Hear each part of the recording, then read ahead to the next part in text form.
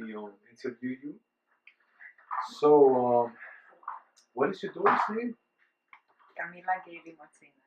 Yes, yes. I had the opportunity to see Camila dancing earlier. She's very talented, let me tell you. Quite the character. Yeah, definitely. So let me ask you a few questions on your family background and such. Ask away. So, what exposure has your child, Camila, had with two different languages? Different languages. Well, she was exposed to myself. I speak Spanish and English fluently. So you're bilingual. I'm bilingual. She's been exposed to my father, who speaks just Spanish. My mother-in-law, also her babysitter that she had when she was about 3. She spoke to her just in Spanish. Wow, so that's a lot of input, a lot of Spanish language input. Is this going on in the home? Is she speaking Spanish in the home or anywhere else? Is she exposed to Spanish?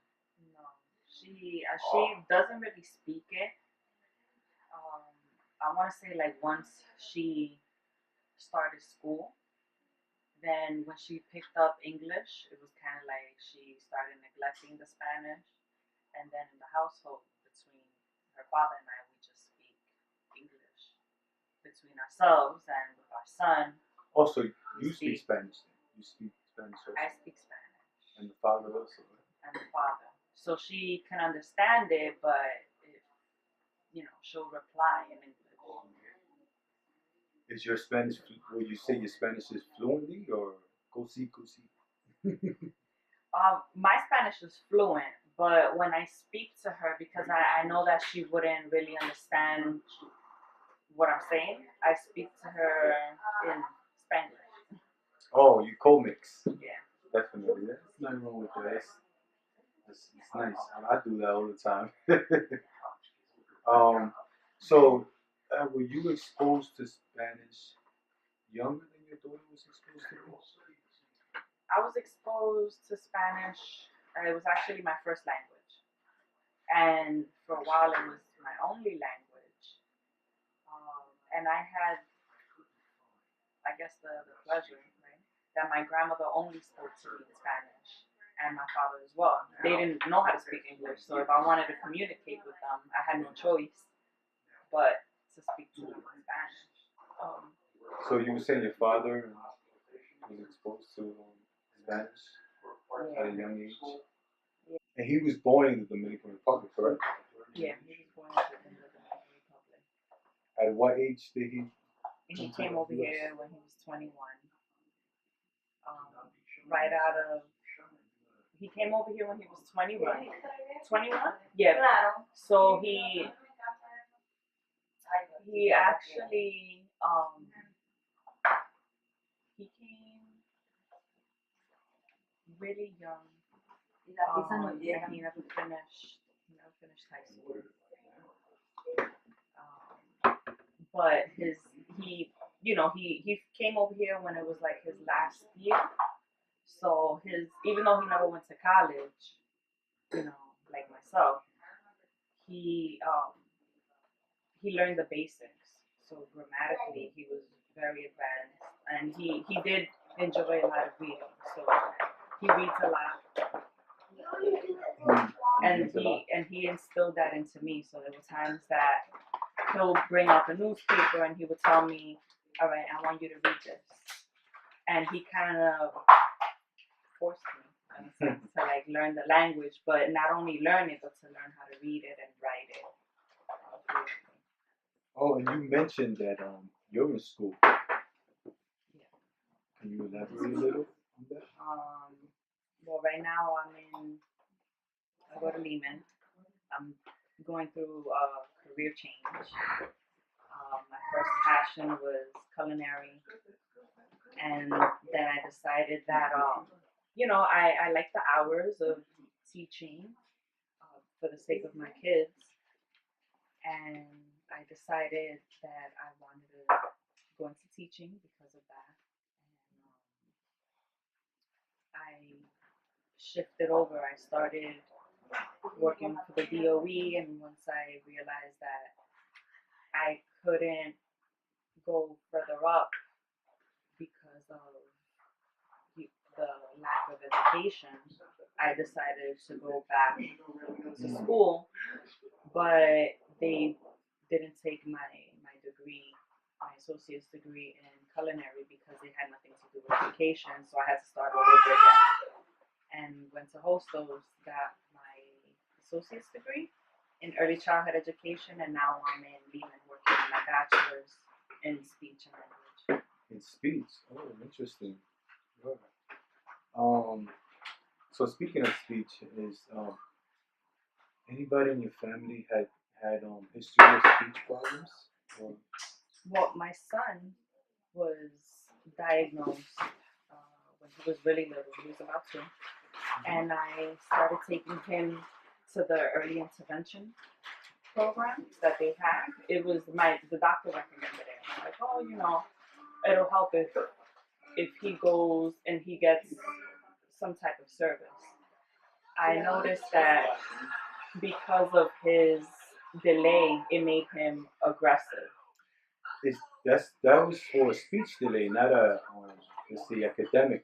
No, it was just speech, but because he would get frustrated and not being able to express himself, he would act out in other ways.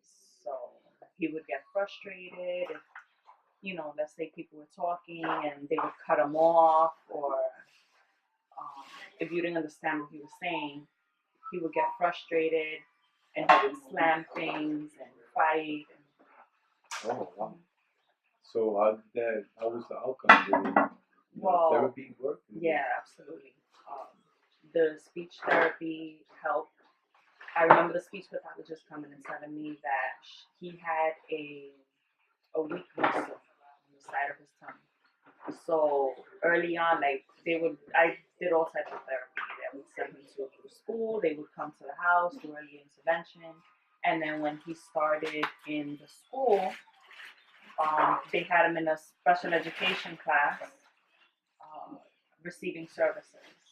Okay. And then, now, he did the speech for a while. He ended up getting declassified, and then he started playing an instrument. And I think that helped even more so. And that's your oldest son? Yes, he's 19. And so he's the oldest, Camila's the middle, and I believe you have one more? The baby, Catalina. The baby. So Camila has 2 siblings then? Yes. And do you guys live in the same location that you lived before when let's say when at the time when your son was receiving therapy, or you moved? Well, during the time that he was receiving therapy, I moved shortly after, and then we moved in. We moved again after my mother passed, and we went to go live with my father so that he wouldn't be alone. Let me ask you a question. Because you mentioned your mother passing. Did the passing of your mother have any kind of effect on your daughter, on Camila? Specifically her speech patterns or anything dealing with speech? Well, I think she lost a lot of her Spanish. There were a lot of things. I want to say before she would speak more in Spanish. My mom would always speak to her, and I was always with my mom. So after that, she was dealing with a lot of trauma. After that, she would wake up in the middle of the night. She would just break out crying. But that communication, she really did understand because she was so involved. She was in the hospital with me every day, so she you know, when she passed, it was kind of like she knew what was going on, and she was right. It was right before she turned 3, but you know, she was so involved that she knew exactly what was going on, and she was paying attention to everybody and talking around her. You know? But yeah, after that, it was kind of like, you know, I didn't have my mom to go see anymore. So after that, it just became the routine where it was just like work. You know, I would pick her up from babysitting and then just home, or you know, school. How many people live in the home? In the home, it's myself, my husband, our 3 kids, and my father. Father. Okay. You know, let me ask you some questions about Camila. Um, in school, because your daughter goes to school, right? She what grade is she in? First. First grade. And I have no doubt that she's a good student because I can just tell. I'm looking at her. Would you say that? How would you say that her language skills compare to those from her class, to the language skills of the peers from her class, other students? I really haven't been around the other students that much. Because I understand. I'm sorry, because I understand your child goes to a predominantly West Indian populated school, where you know Yeah, Jamaicans. There's definitely not a lot of Latinos in her class. So I know a lot of times, like, she'll come home and she'll tell me that they told her she's white. And I'm like, no, you're not white. She's like, well, yeah, I kind of am. And I'm like, no, you're Latina. There's a difference, like, you know. Yeah. And you know, she does tell me this. I guess she's the only one of the very few that like listens to Spanish songs. That she's always singing, and you know, she'll tell me like, oh, wow, they never heard. You know, they look at her and they're like, what song is that? Like, what are you singing? I've never heard of that. She's always singing and dancing, you know, and throwing all over the place. Yeah, dancing a little merengue. Yeah. I saw it just a little while ago, but she was tripping all over the place, and I'm like, hey, get out here, she's not clumsy though. She's a little. You would say that she's a little clumsy. Why would you say that though? She reminds me a lot of myself, and I was a little. So you were a little clumsy. I still am sometimes. But besides that, there's no other issues, no. I mean, I wouldn't say clumsy in the sense like, you know, it's any issues. No serious issues. No hearing issues. No. So how was your child's development? How was your child developing? Well, from birth, if we're talking about Camila, she's always been kind of like right on average, like they say.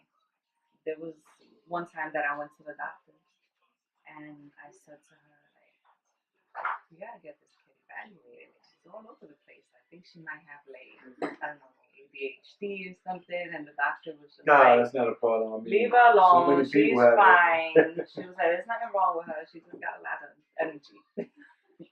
I was hyperactive. I mean, I could say I still am, but I was never diagnosed technically. So, you know, so basically she's developing well. But yeah, like she would always tell me, oh, I can see, you know, Camila's never been shy, and she's always been very verbal with the doctor. So the doctor kind of had established that relationship with her where she knew exactly where she was, you know, as far as development.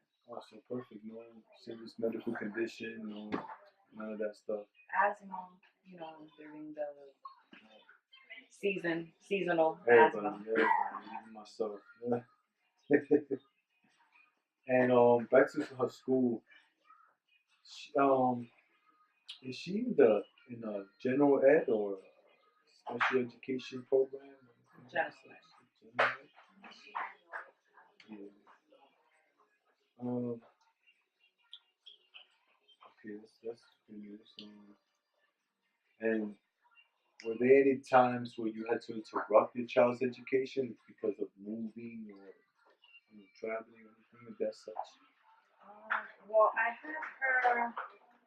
Let's say interrupt. Like she was starting a new school. She was there for 3 days, and I just um, had her transferred to a school closer to me because it had better grading. The school did better generally, so I decided that that's where I wanted her, and I spoke to someone, and they were able to help me out with getting her transferred to that school. That's nice. So that was the only interruption. Oh. Okay, so she goes to a school. You're happy about the school she goes to. You have peace of mind. Yeah. So basically, you Yeah, have my no. job. Oh, look at that, so convenient. But basically, you have no concerns then about her education or her academics. Or do you? As far as academics, I mean, I get, I wonder if she can actually really focus with the amount of kids that are in the class and with all the distractions of, there being all those kids in the class and they're so needy. And I know she's very needy as well, easily distracted. So I would say that's like my only concern. Okay. I think she could learn more if she were in a smaller setting. Oh, yeah, definitely. In a Lehman setting, as opposed to a Columbia setting. All right. Well, I guess that tells me everything I need to know. And again, Ms. Cruz, thank you for the time. Thank you for having me. You're welcome. Peace. We're good. Alright, so I'm gonna say to you some words that don't make any sense. They're like non-existent words, okay? And when I say them, you're gonna say them. Alright? Ready? Okay. The first word is knife. Knife. Okay. Wolf. Wolf. Touch. Couch. Doif. Doif. A little louder. Doif. Good. Tevak. Teva. Chovag. Chovag. Bachai. Bachai. Now toy. Now toy. Now this is where it gets a little bit harder, okay? Chinoi taub. Chinoi tau. Good job. Nitro wave. Metove. Doi tau vab. Noi tau val. Tay boy chag. Te oi tag. Va ta ta doi. Ba ta ta doi. Good job. Devonucci. Denono. Denonucci. Devonucci. Devonucci. Good job. Nitro tavub. Nitro taivu. Good job. Tavachinai. Tana. Tinai. Good job. High five. Double high five. Boom. Okay.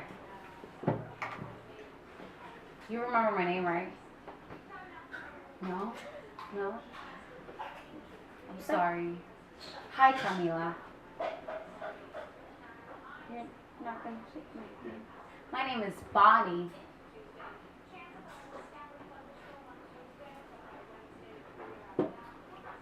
I'm gonna tell you a story, okay? Maybe you'll warm up to me. Okay. So, I'm going to tell you a story about a boy named Tyrell. Okay? So, once Tyrell was playing at the park. Okay? With his mom because he wanted to play on the slide. You see? It says, but when Tyrell quickly came down the slide, he fell into a mud puddle. You see that? And suddenly, Tyrell got mad. You see those angry eyebrows? He was like, You should say a voice. Give me a second. Give me a second. I'll do the voice. He decided to go home because he wanted to change his clothes because he got all dirty, right? And he was mad. He quickly ran to his mom and said, I want to go home. I want to go take a bath. Tyrell's mom said, after we get home, you can take a bath and put on clean, dry clothes. Then Tyrell's mom gave him a bath, you see in that picture, and put him clean, dry clothes. And then Tyrell was happy. He's like, that looks like a candy cane. Oh, okay, I see.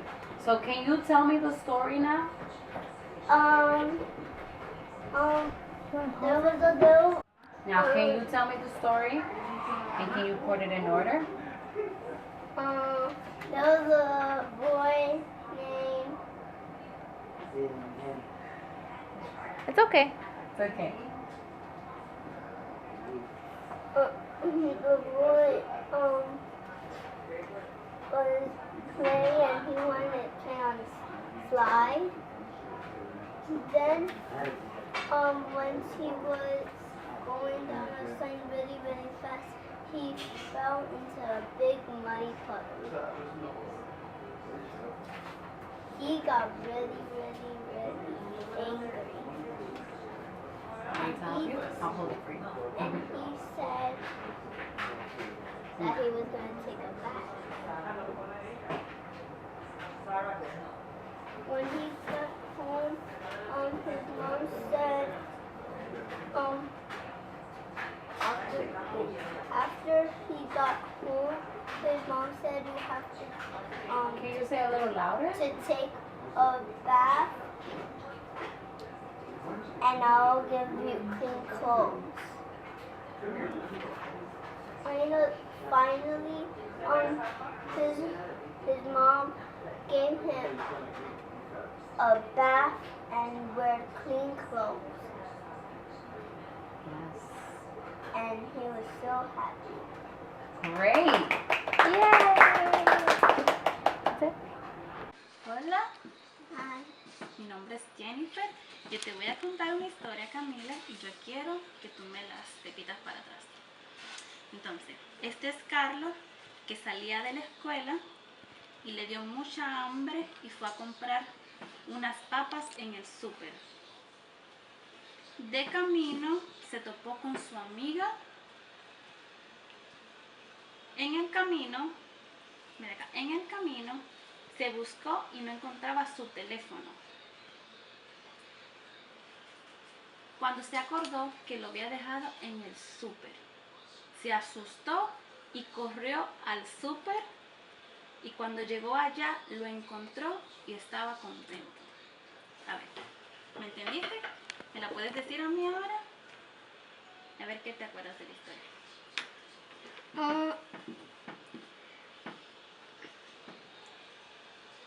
Recuérdate, por aquí comenzamos.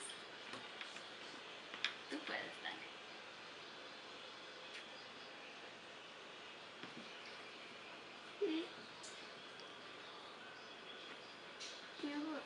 He was coming back from school. Okay. And he went to get chips. Okay. And then when he was gonna get the chips, he put his phone down and forgot it. Okay, ¿qué más?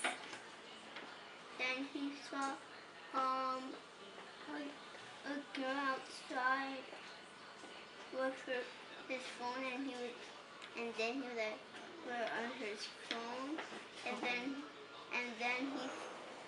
then he was nervous because he didn't want anybody to take his phone from the supermarket, and then he went to bath. ¿Y cómo se sintió? Después de tener el teléfono. To get the phone. Cuando tuvo el teléfono con él, ¿cómo se sintió?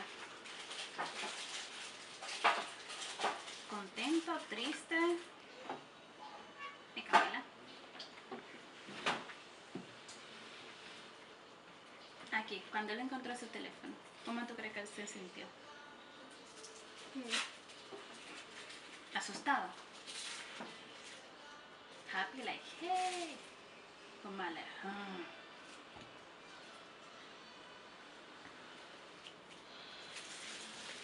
Ok, Camila, no hay problema. Happy. ¿Happy? Yo creo también. Después que se te pierde algo y lo encuentras, vas a estar súper contenta. Camila, gracias. Sí, nos vemos. Bye. Bye. Thank you.